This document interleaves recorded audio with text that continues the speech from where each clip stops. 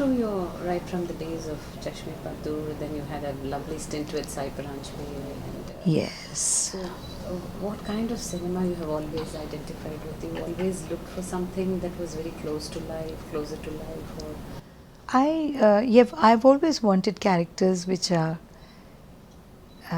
realistic, identifiable. Somehow, I think when I was growing up, I did have a fascination for stars like Sadhna, Asha Parekh, who played the quintessential heroines, female leads in films. But later, as I grew up and I did my years in Manhattan in New York City, and I was exposed to world cinema, I kind of understood that there's more to acting than being the heroine in Hindi cinema.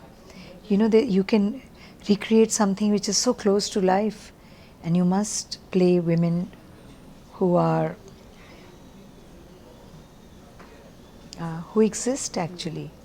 It's not that they don't exist; they do exist. It is, they are real. Yeah. It's not the fantasy of the audience or the male audience, especially. Yeah. how is that then we can get back the audience, especially now that you're doing theatre? When it comes to theatre, It's very fulfilling. It's really very fulfilling. This direct interaction with the audience response. When I'm doing the play, I'm not really aware of the audience sitting there, but right at the end of it, you get your paycheck right there, by the claps and the response and, how they react to you. I mean, that's your reward, right there and then. The lines which are to go over 2 hours, I mean, I'm used to shooting and remembering lines short-wise.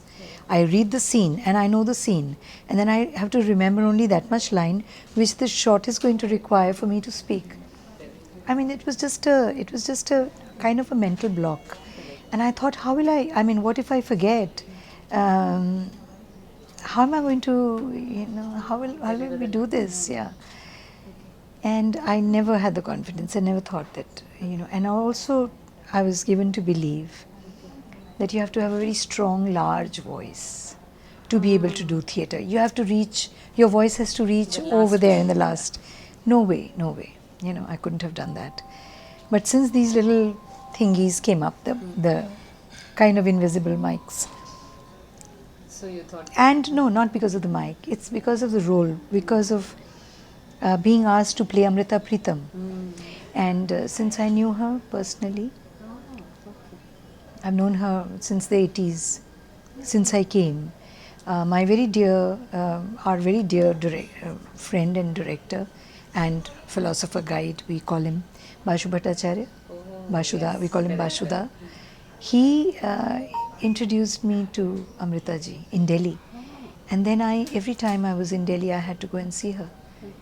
And I would always go and sit with her, and we would end up talking about life, talking about poetry. And that was such a fill for me, It was something, fill for the soul, and I would come back to Bombay to films. It was a pleasure. It was always I remember all the meetings with her, and being an actress, I did observe her, how she spoke, spoke beautiful Punjabi language, which is her mother tongue. And she's really the quintessential voice in Punjabi literature. When I was growing up in Amritsar, I liked the Punjabi that I heard from her, the way she spoke it.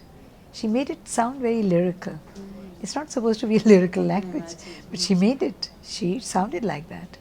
And then I started to appreciate my mother tongue.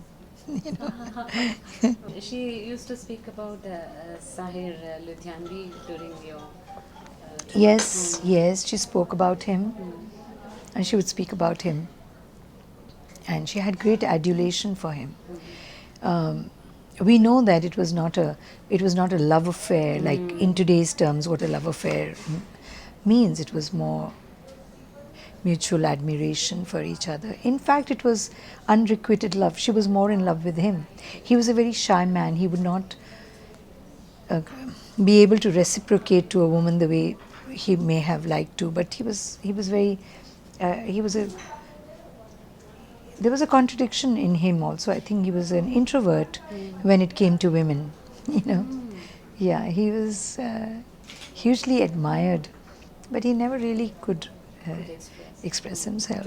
And she lived her life with somebody called Imroz Sab. Imroz Sab, and that was the love of her life, you know. But this chapter was so large in her head that it really occupied a lot of her mental space.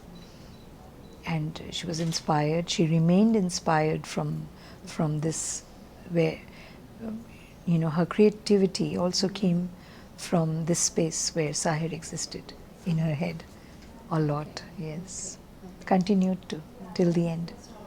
You know, So this, when you were you could love somebody, you could live your life with somebody, but you could have this love for another human being, you know, without having an affair with him, you know.